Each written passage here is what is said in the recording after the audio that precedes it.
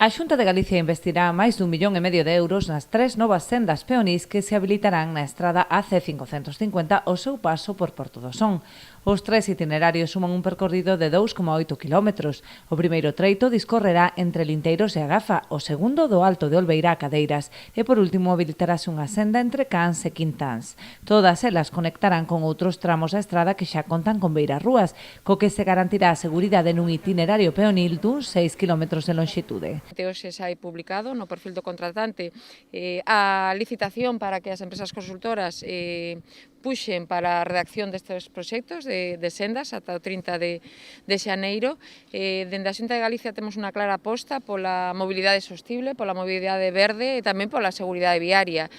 Claro que precisamos de actuacións como estas que permitan estes desplazamentos seguros non só desde un punto de vista viario, senón tamén desde un punto de vista peonil e ciclista, con esta actuación que hoxe damos a conocer de máis de 1,5 millóns de euros estimados, que en conxunto dunha punta a outra punta, unha vez se executen estes 3 km de senda que unifiquen as diferentes beirarrúas, permitirá que nos desplacemos a pé durante preto de 6 km vendo esta fermosa paisaxe que temos da ría de Muros e Noia.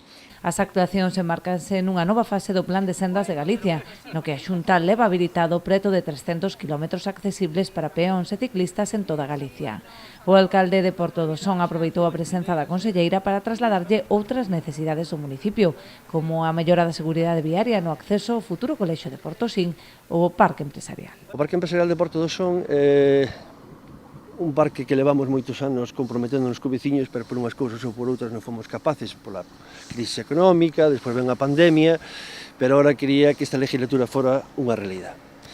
E xa estamos traballando con Fundación Ría, de Chipperfield, estamos tamén con a Fundación Marta Ortega e tamén co Colegio Oficial de Arquitectos de Galicia.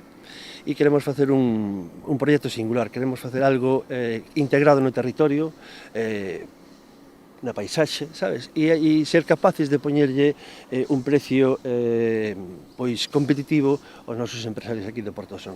Luís Oujo tamén lle transmitiu á conselleira a necesidade de construir vivendas sociais que poderían emprazarse no inmoble do Outeiro que vende adquirir o concello.